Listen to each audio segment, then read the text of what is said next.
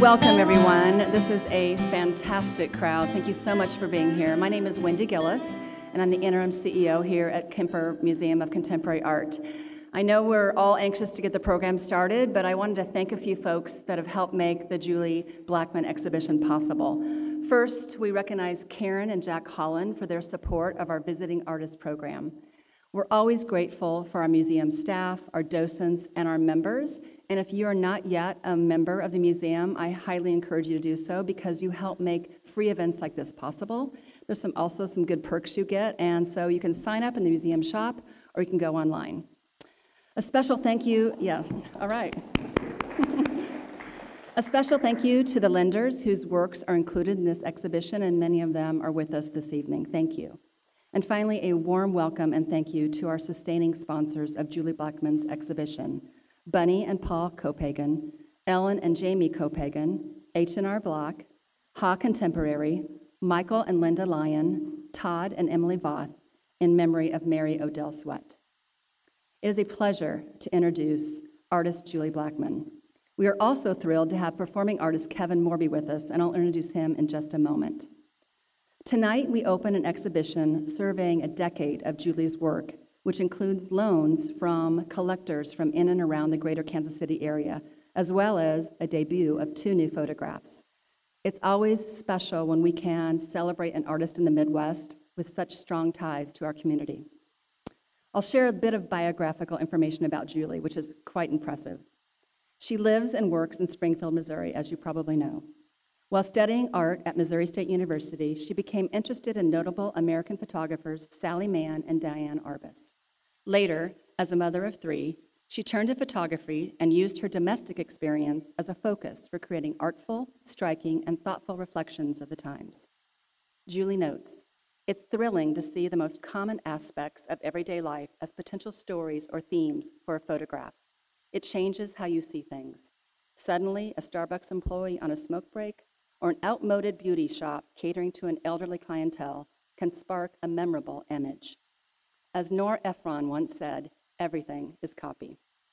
At the same time, my photographs began to reveal themselves as capable of functioning in a much wider variety of ways, as social satire, as commentary on American politics and culture, and as critiques of human behavior. Julie's photographs are in the permanent collections of institutions around the country, including the National Gallery of Art in Washington, D.C., Cleveland Museum of Art, and Columbus Museum of Art, both in Ohio, Henry Art Gallery in Seattle, Museum of Contemporary Photography, Chicago, Museum of Fine Arts, Houston, Toledo Museum of Art in Ohio, Portland Art Museum in Oregon, here's the list, North Carolina Museum of Art in Raleigh, and University of Arkansas, Little Rock, and of course here at Kemper Museum and our neighbors at the Nelson Atkin Museum of Art.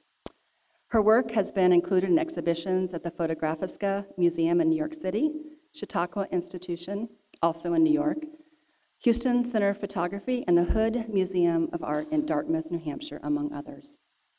This past year, Julie, with her daughter, Stella, who's a filmmaker based in New York, were profiled in an article in the New York Times about their different approaches to media and their deep ties to Springfield. Joining this evening's conversation with Julie is KC-based and internationally acclaimed musician, singer, and songwriter Kevin Morby. Kevin has released 7 studio albums, including most recently and quite appropriately named, This Is a Photograph from 2022, and Sundowners from 2020, which Pitchfork described as a perfect afternoon under a big blue sky, a vision of the Midwest that feels mythical and enormous. To accompany this exhibition, he has composed a soundscape inspired by Julie's photography. Drawing from the shared themes in their work, Kevin blends unique sounds recorded during a summertime visit with Julie in Springfield to create a multi-sensory experience that's exclusive to this exhibition at Kemper Museum. The recording will be accessible via a QR code in the galleries, and visitors are invited to come to the galleries and listen together when the recording is played during regular sound sessions each week throughout the run of the exhibition. This evening, Julie and Kevin will discuss common themes across their work and their experiences being artists located in the middle of the country. We are thrilled to have moderating this discussion Jon Hart of 90.9 The Bridge, Thank you for being with us, Jon, and we are thankful for all the support that the Bridge is giving to this exhibition. And so now, without further delay, I'm going to turn the stage over to Julie, Kevin, and Jon. Thank you.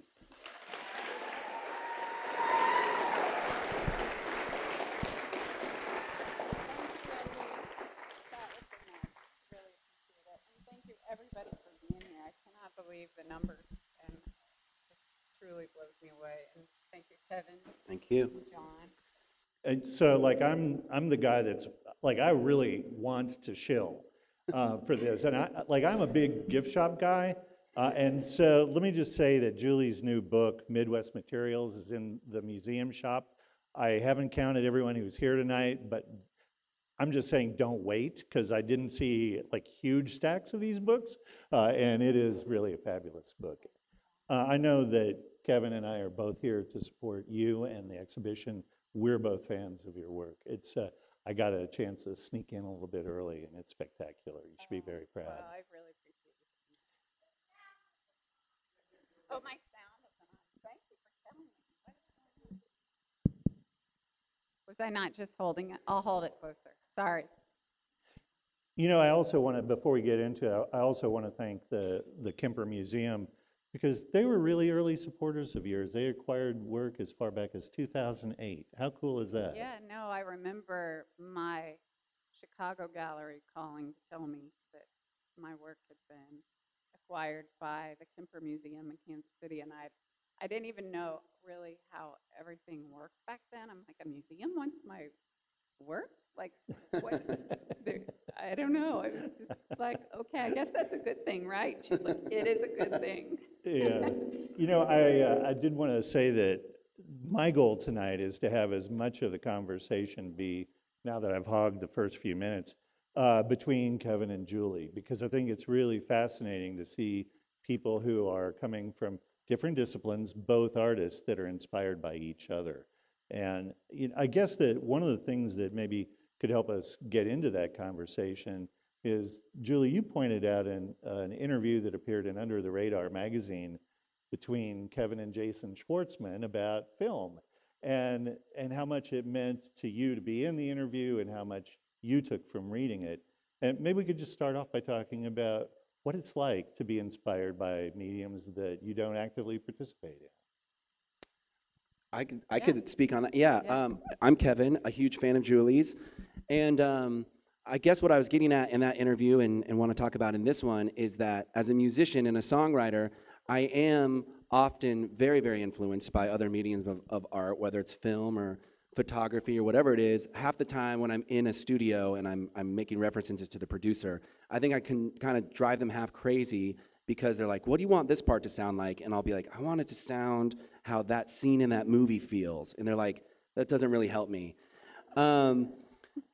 And so when I first saw Julie, your work, it was one of those things where I don't know, we were talking about this earlier, I don't know if the first time I saw your work was either at the Nelson or if it was online somewhere, but I feel like I did a double take of it, because it was almost something that to me felt so familiar.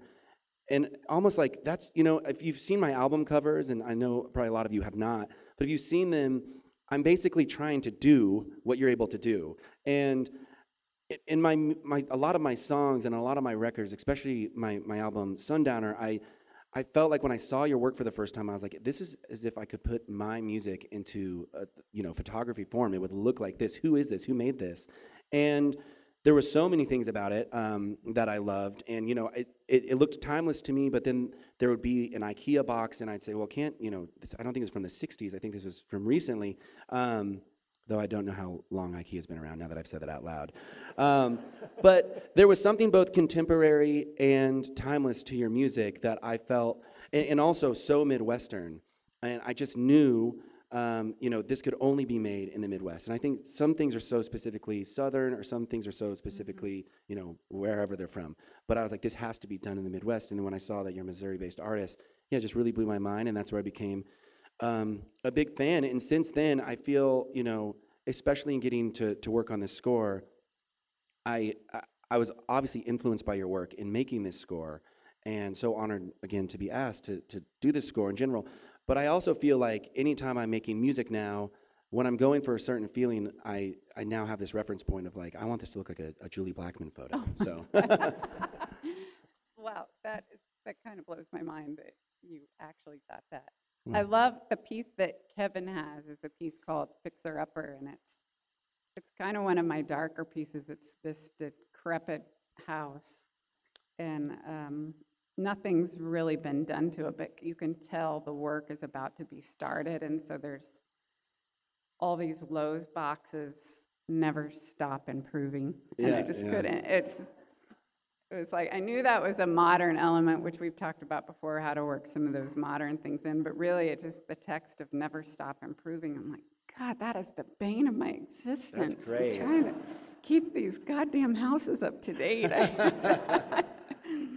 it's funny you saying that. I didn't even know that it said that on that box. Oh, really? Which is another thing I love about your work. You know, when Bill came over to set the piece up after I bought this piece from one of Julie's last shows, in my living room, Bill was like, oh yeah, my favorite piece, or my favorite part of this photo is the kid hugging the tree, and you can see his hands. And I was like, I stared at this photo for a long time in the gallery before I decided to buy it, and I didn't even know that kid was doing that. I didn't even see those hands. And so that's another great thing I love about, you know, it's sort of got that onion quality where there's layers to it, and you know, it's in my living room, and often I find something new in it almost every time I look at it.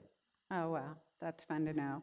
Well, the first time I really got familiar with your work, I was on the Finley River where I did a lot of this work, sitting there with my daughter on a wooden raft, Huck Finn style, and she's like, I had my Marshall speaker so I could still listen to music, and she's like, you know Kevin Morby's work, right? I'm like, no, I don't. She's like, okay, you have to hear this, and she played Harlem River while we were on the river, and I was just like, wow.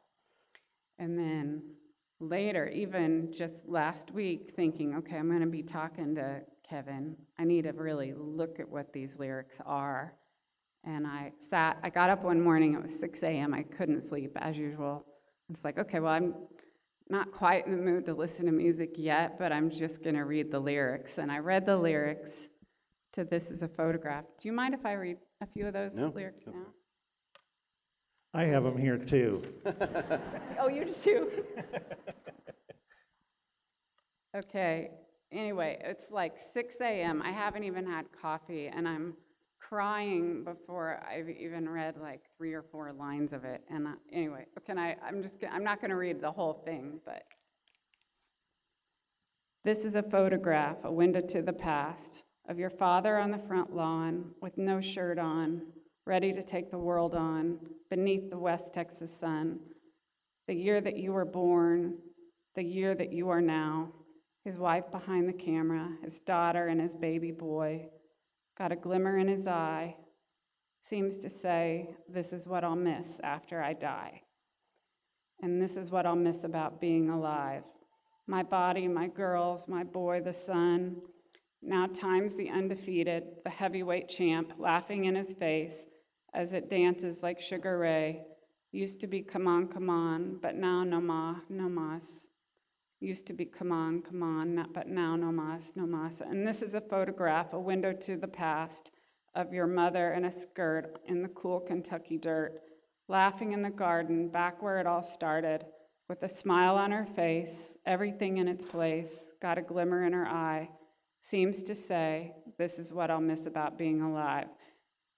This is what I'll miss about being alive. This is what I'll miss about being alive. This is what I'll miss after I die. This is what I'll miss about being alive. And I couldn't contain myself at 6 a.m.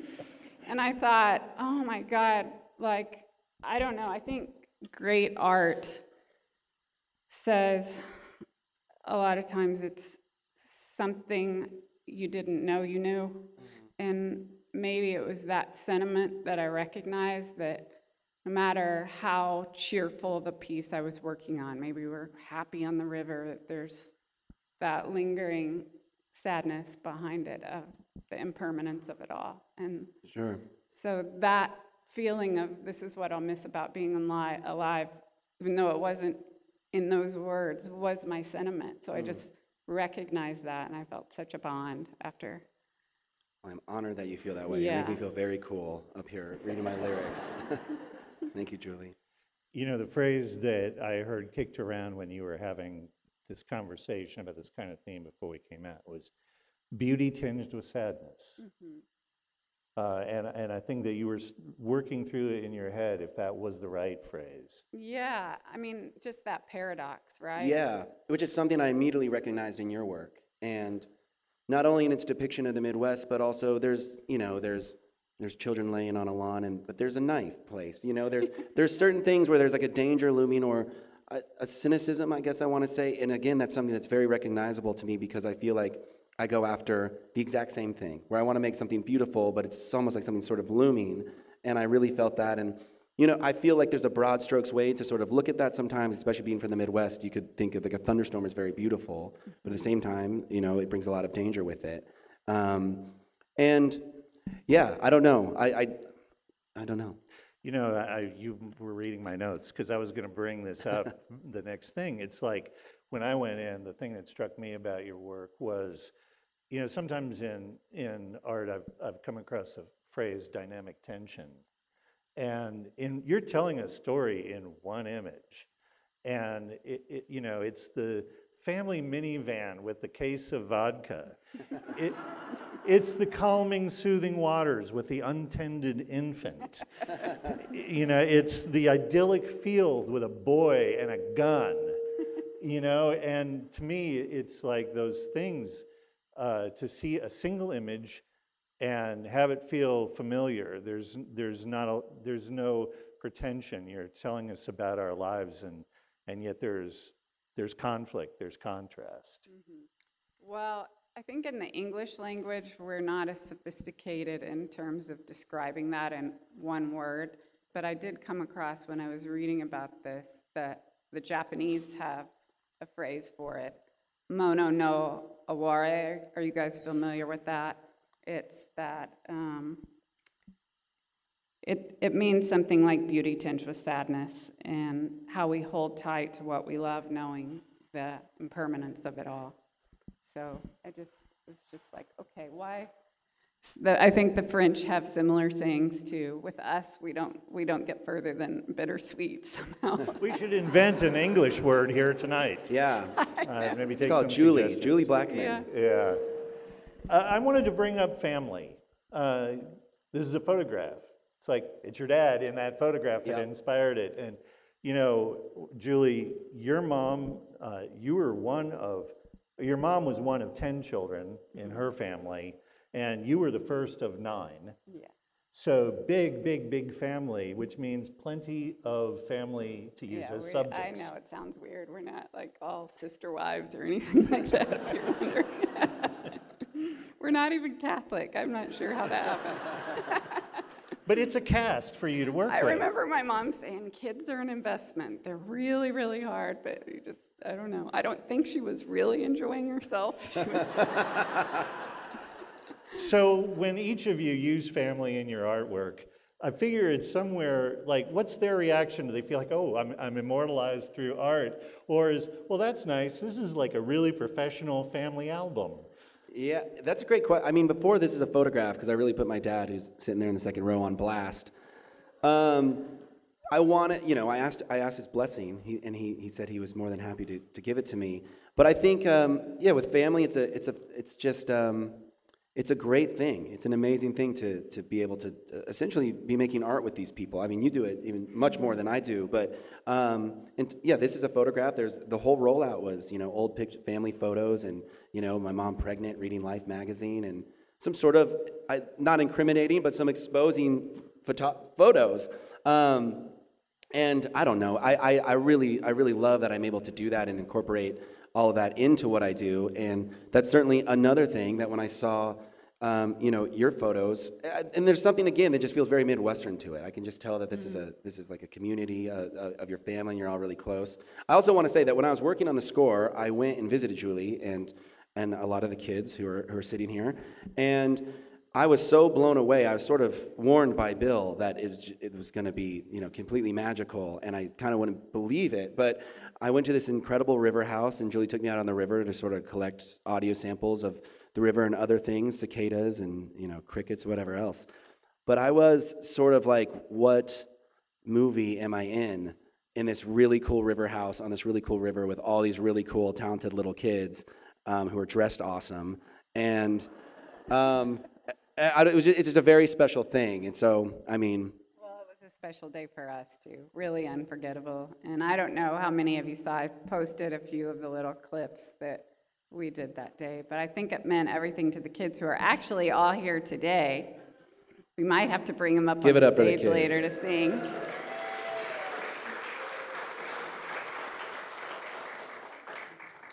You know, Julie, there's a phrase, there's a sentence that you use to describe your work, which I just thought was absolutely perfect after having seen the exhibit.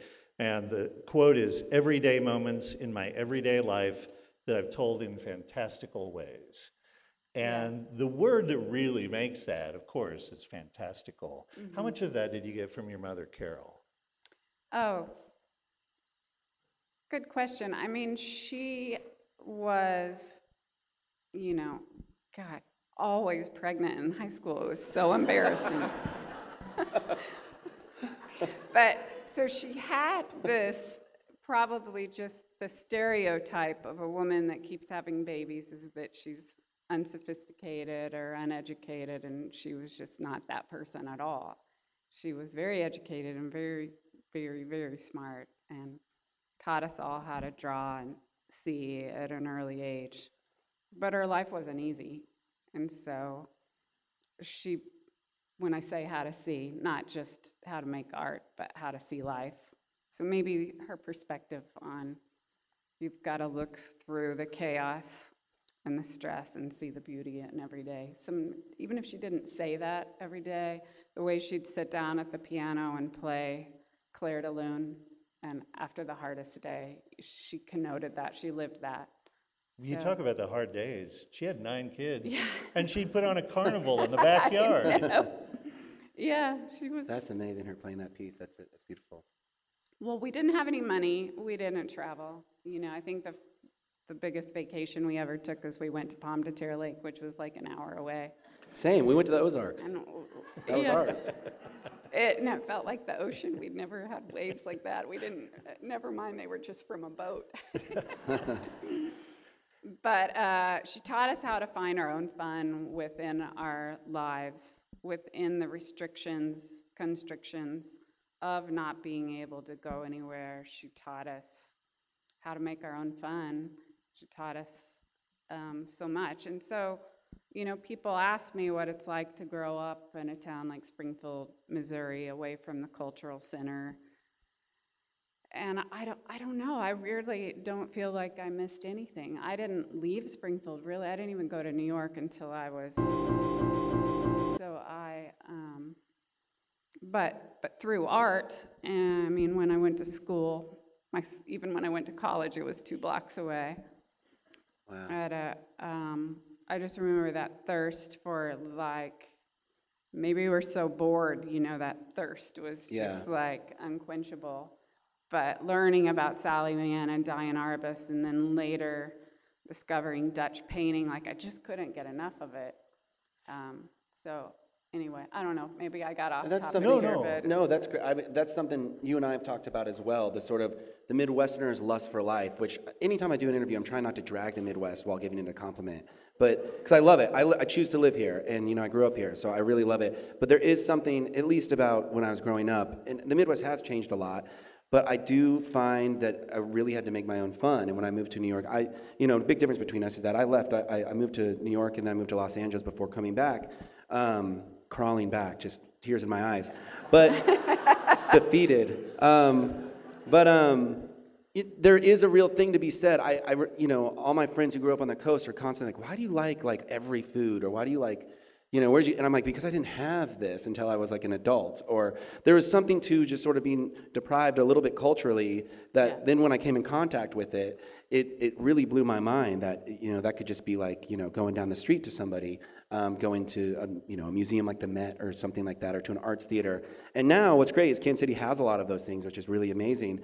But I've always felt as a Midwesterner, I'm always kind of exaggerating my stories a little bit. Like I'm telling the truth, but they're like, I'm pushing it a little bit into fantasy, and then like I always, like Walt Disney's from the Midwest or Bob Dylan's from the Midwest, people who are known for doing this, and sometimes I'm like, well, I have to just sort of stretch the truth a little bit, so the story will sound as good as it felt. Well, that's exactly what I'm doing. I'm kind of exaggerating. That's so funny. Yeah. We're liars. Emily Dickinson called it the truth told slant. That's great. I'm for all the about sake that. of the story, sometimes you got to exaggerate a little. Yeah. But I love this too, the idea that fiction can tell the truth sometimes better than the truth itself. For so sure. when you do exaggerate in a certain way, it becomes larger than life, and I think that's what art's supposed to do. I mean, I started as a documentary photographer, and there's so much that I just, what was happening and unfolding in front of me every day with my kids having kids, or my sisters having kids, and how could I not get this, but how could I not capture it on film? But over time, my favorite pieces are when I did just that. I exaggerated just a little bit. I exaggerated the craziness and the chaos. And I think, and in some ways, people think the work is all about the kids. And it is to some degree, but it's also kind of a metaphor for the stress and the chaos of just everyday life. And so those crazy scenes became a vehicle for humor too, and how to break down things that I was dealing with, because things were not easy. In my 30s, I had a newborn, an autistic 4-year-old, and my Alzheimer's dad living with us at night.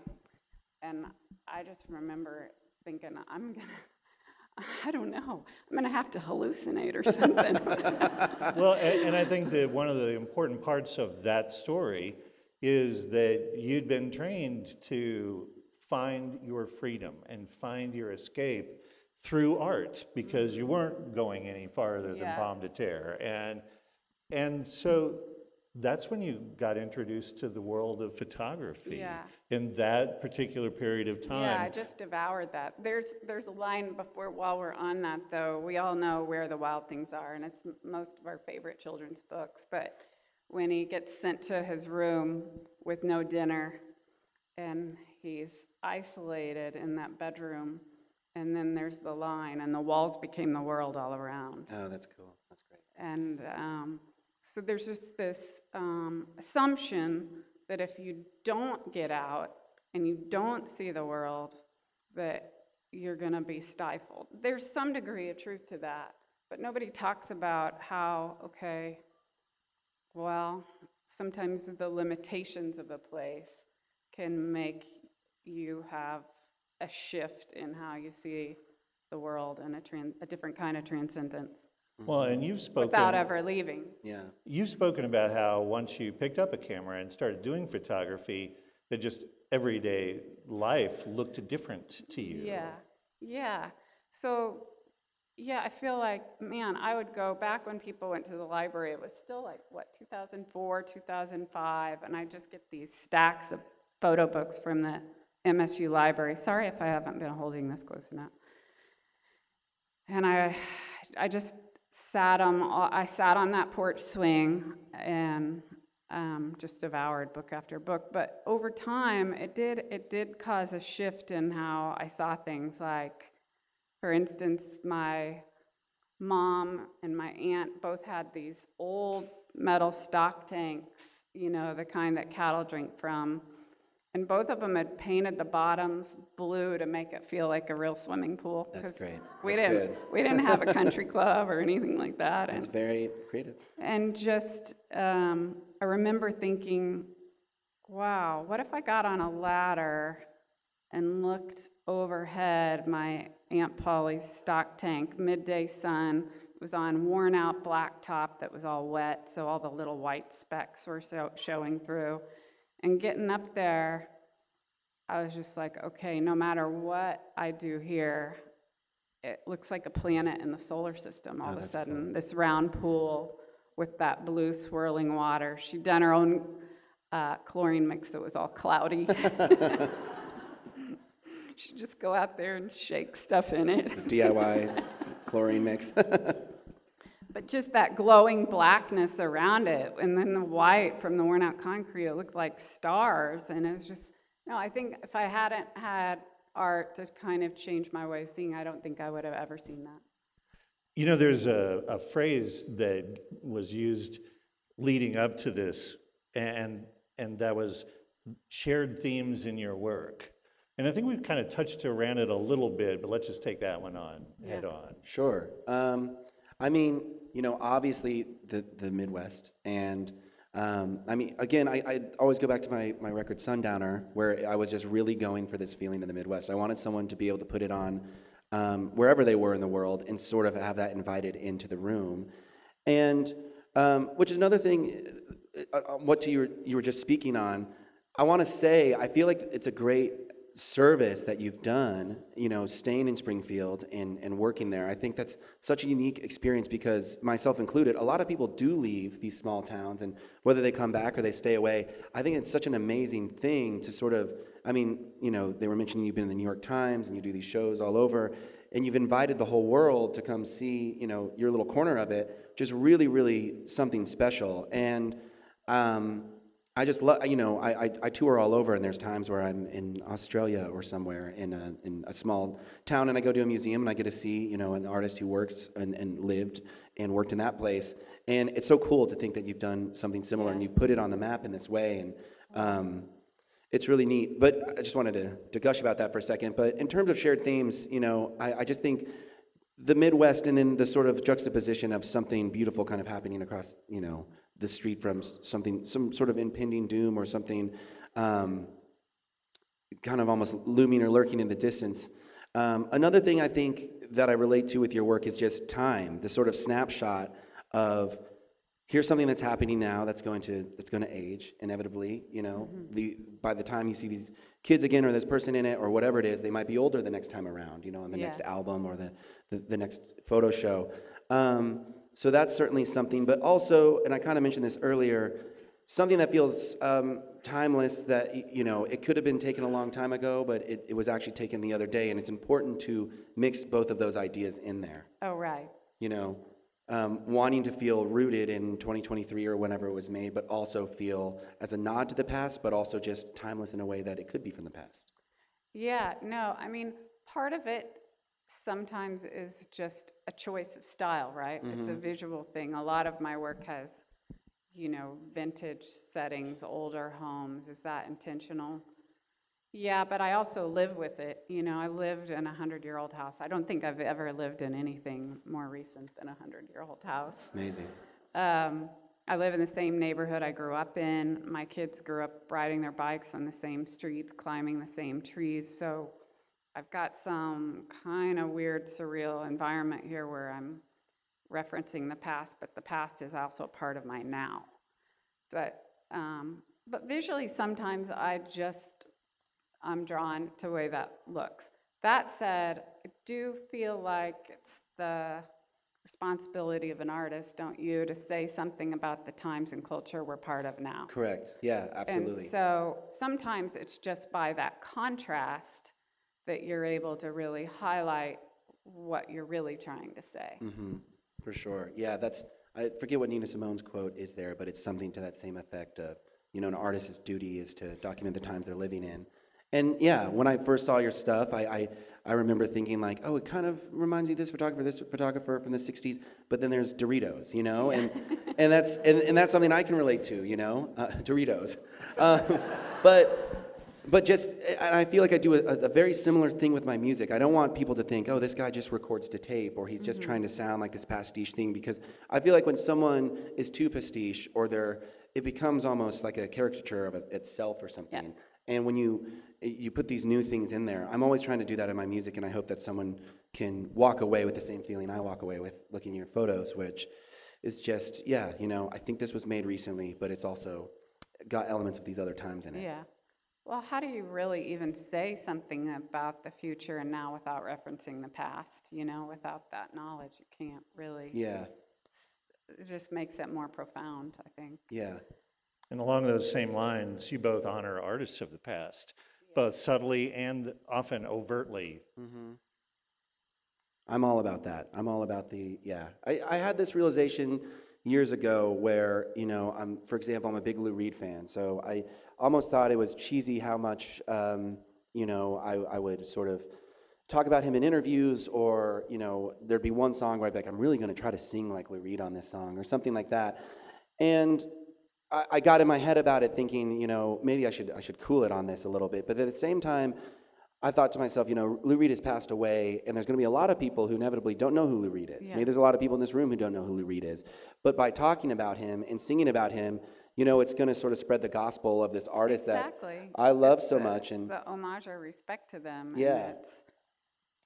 And and I think, too, when you're finding your own voice, whether you're a musician, artist, writer, and I've learned this from Billy Collins. He gave this at one of his lectures. The poet Billy Collins, I don't know if you're familiar with him, but it's like the whole phrase, finding your voice. That's what everyone wants to do, is find your voice. And he said, it seems so intimidating. And he said, let me tell you, right now, the key to finding your voice lies on the shelves of a library and other people's poetry. Oh, that's nice. Copy who you love. Yeah. Copy who you love, and just by the nature of you being you, it's not going to be exactly a copy. And then you're copying someone else you love, and then it's this synthesis, and it's a whole new sound. Yeah. Based on the greats that came before us. Yeah. And so, I don't know, I think kind of that's the coolest thing in the world. Where, I do too. It's like somebody like Billy Collins could be a little bit of Walt Whitman and a little bit of Emily Dickinson and a little bit of, and then all of a sudden he's Billy Collins. Right, it always comes out. I also have that fear sometimes where I'm like, does this sound too much like a Prince song? And people are like, you're not going to sound like Prince. It's gonna, you don't have to worry about that. It's going to sound like Kevin Morby, but there is, in my head. But that's the thing, and I heard Rick Rubin do this great interview with Andre 3000, and Andre 3000 is talking about how he's stuck. And Rick Rubin's like, I want to tell you what I tell all my people that I'm producing, which is just pretend that you're somebody else. Yeah. Like literally pretend that you're that person, and I'm writing a song as if I'm Nina Simone, as if I'm, Patti Smith. And then you'll do that, and then what's so beautiful is exactly what you're saying, is it's just going to come out sounding like you. Mm-hmm. And I think it's such a powerful thing to sort of, that's not too much different than you talking about seeing what would it be like if I looked at this pool from a different perspective. It's all, what's great about art is the sort of freedom to constantly be shifting your perspective and just use your imagination to envision this other thing, and then you create something that even, if it's referencing something else, it's going to be yours and it's going to be new. Yeah. And then someone's going to look at that and be influenced by that, and that's what's great about it. Yeah, and that it just has a lifespan that never ends. And you were talking about that in that interview with Jason Schwartzman, mm-hmm. of how, just think we would have never had, I can't even remember the artist you said, without this artist and this artist made this artist. And it's just, I don't know. Yeah. It's just.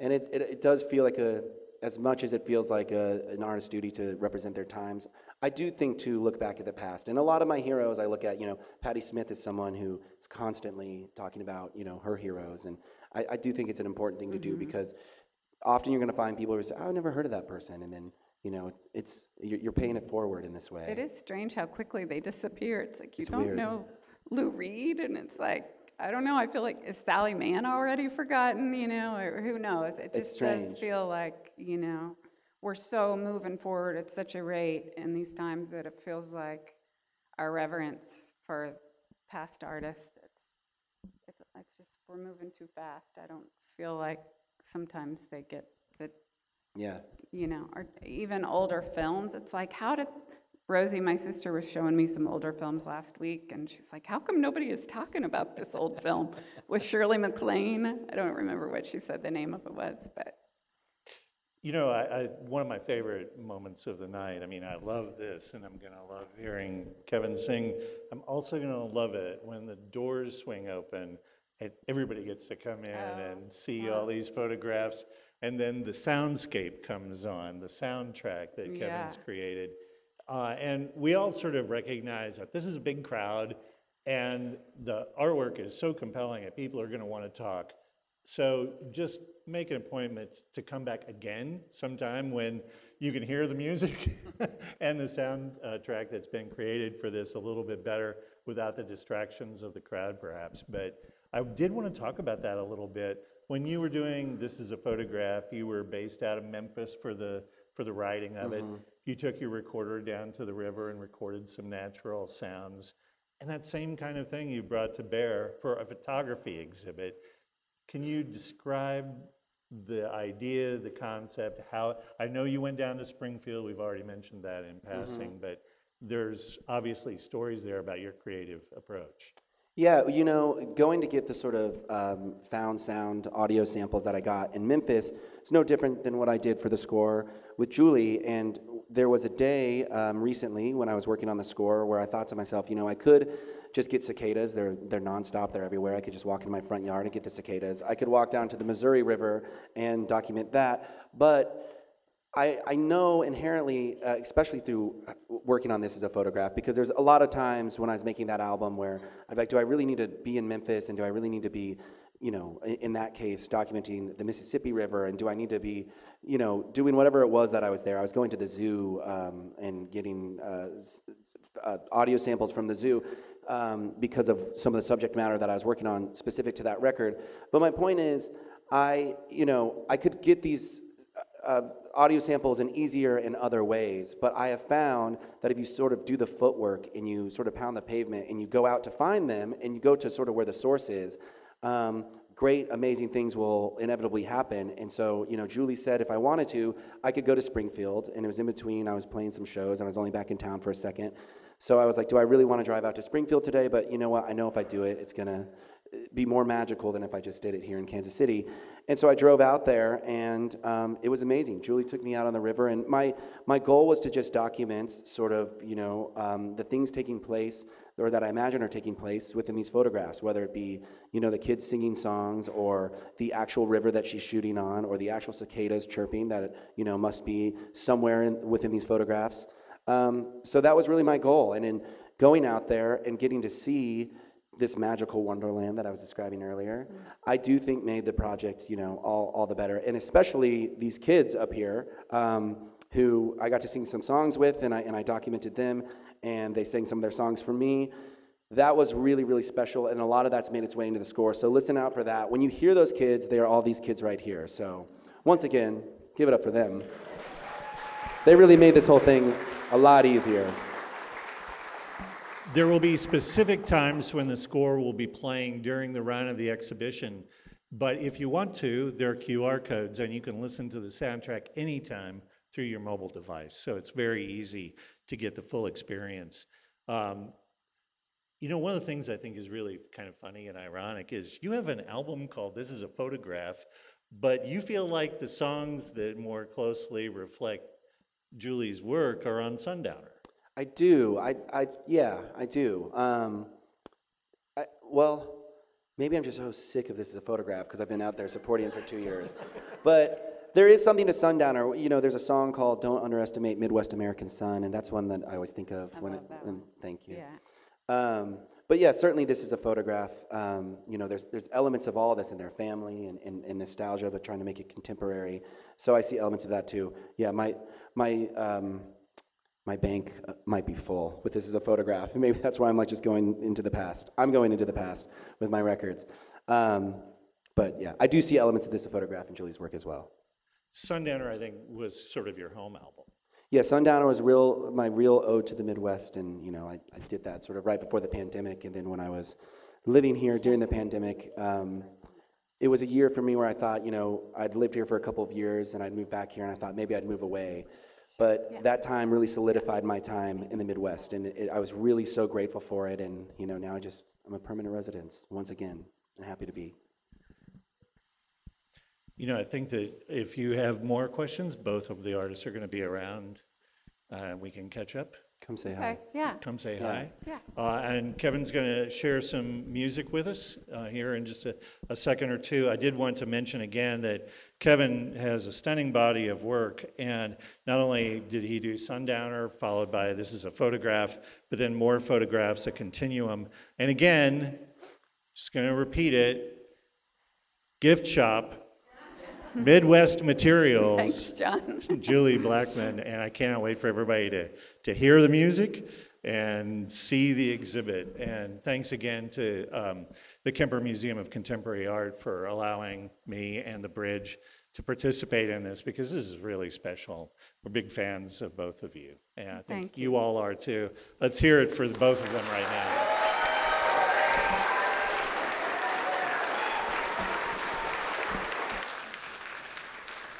Okay.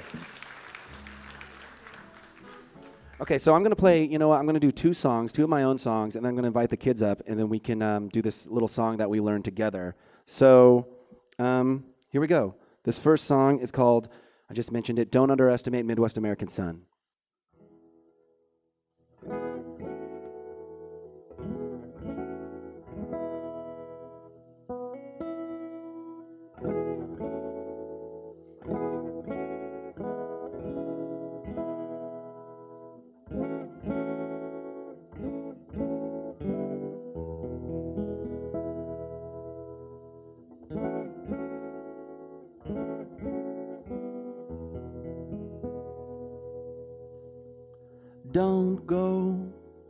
Don't go, please. Stay here, stay near me. My whole life, baby, I have been waiting. Don't go, please. Stay here, stay near me. And don't underestimate Midwest American sun. Try as you might, but you will not outrun the burn. Do what you want, say what you will. Nothing will cover the fate that's been spilled. Don't underestimate Midwest American sun.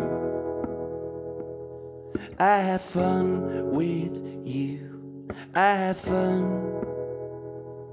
I have fun with you. I have fun. I have fun with you. I have fun. And I hope you have fun with me too.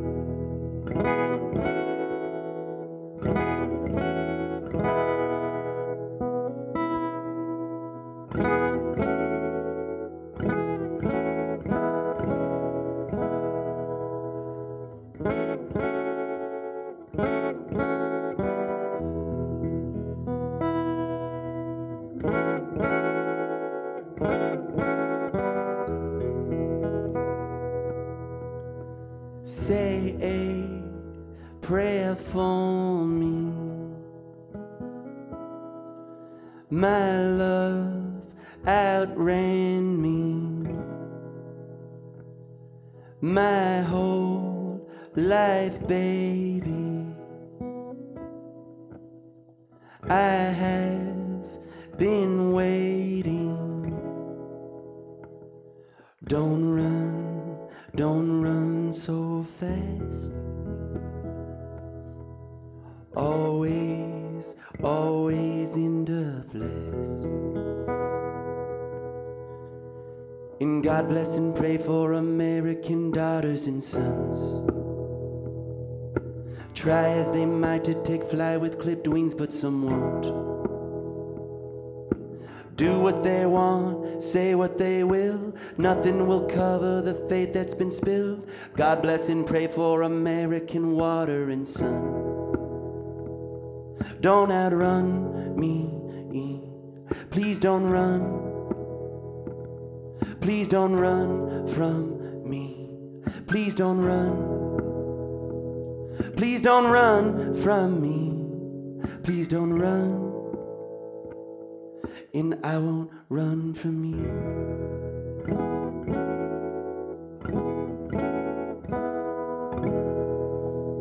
Thank you very much.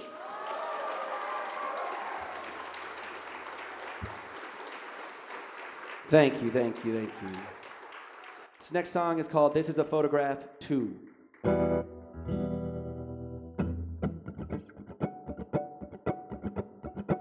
This is a photograph, a dark horse from your past galloping back. Open up your mouth, don't laugh at all the pretty people living in a photograph.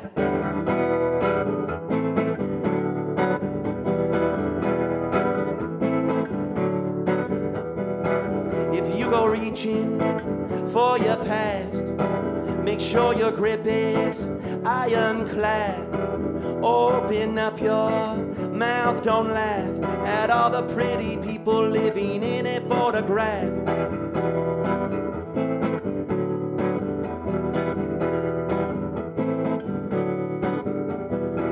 This is your father in the West Texas dirt.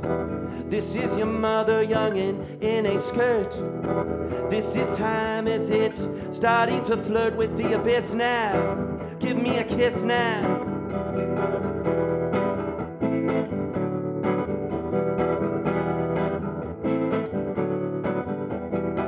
This is a clipper ship, this is its sail.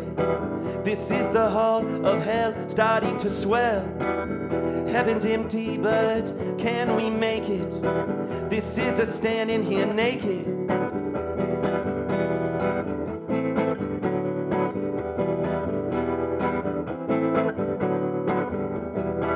This is the siren that sounds after a war. This is the sky with a murmur of birds. This is where we once were. This is beginning to blur. And this is what I miss about being alive. And this is what I miss after I die. This is a photograph. This is a photograph. This is a photograph. This is a photograph. If you go reaching for the past, make sure your grip is ironclad. Open up your mouth, don't laugh at all the pretty people living in a photograph. Thank you very much. Thank you, thank you. Okay, without further ado, I would like to invite my friends up here. Y'all want to come up?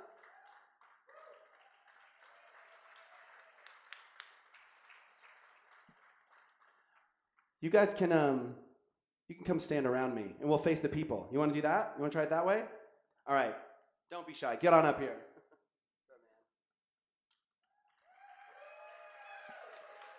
Do you all want to get on the stage? Just don't fall. Get on up here. How about, let's fill this thing out. Some of you over here, you can just flank me. Okay, I'm going to lower this mic. Do y'all remember the song? Okay. All right, you want to just give it a real whirl? How about this? How about I'll sing it once through, and then we'll all sing it together. You want to fall? Okay. Does everyone want to say hi? Beautiful. All right, I'll do it once through, and I'll give you all a look, and then we'll go for it. This song is featured in the score.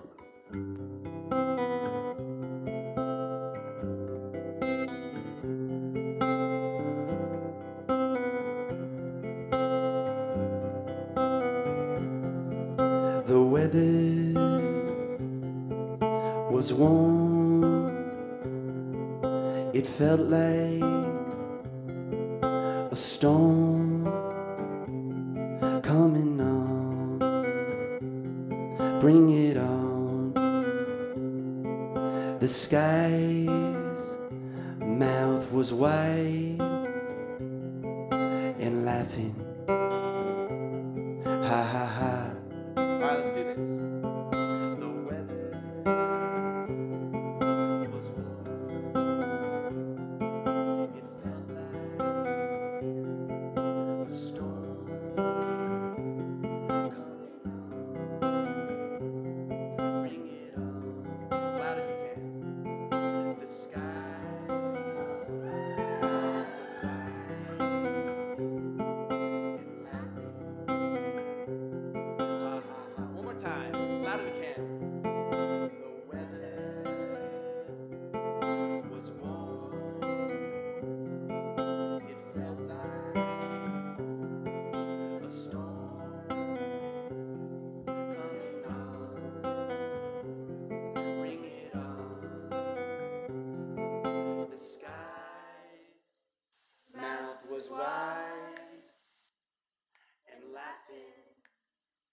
Ha ha ha.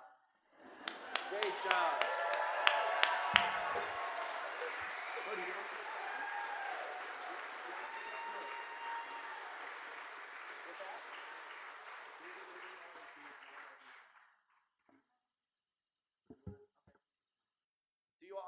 I want to tell a story, which is when I went to Springfield and we were recording this song. Julie's niece Birdie was there, and she brought her guitar. And it was one of those things where I walked in with my guitar, and then Birdie had her guitar, and I was like, "Oh, do you play?" And she's like, "Yeah, I kind of play." And they asked me to sing a song, and I sang a song. And this professional musician, I sing a song. And then Birdie, this 15-year-old genius, sings this song, and it was just one of those humiliating moments. Where I was like, "Who wrote that?" And Birdie was like, "I wrote that." And I was like, "Well, I don't know why I'm making this score. You're incredible." So I just asked Birdie, I think she's going to play a song for us. She's going to play the song. She's gone to get her lyrics. And then she'll come back, and then she'll play it for all y'all. And I will be stepping off the stage as she plays the song. Here's Birdie. All right. No, not at all. Here. So Birdie's missing.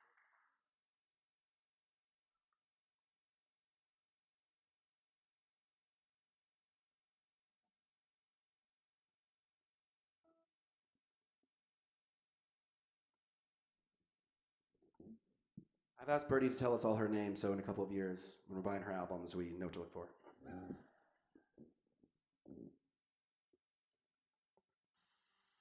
My name is Birdie.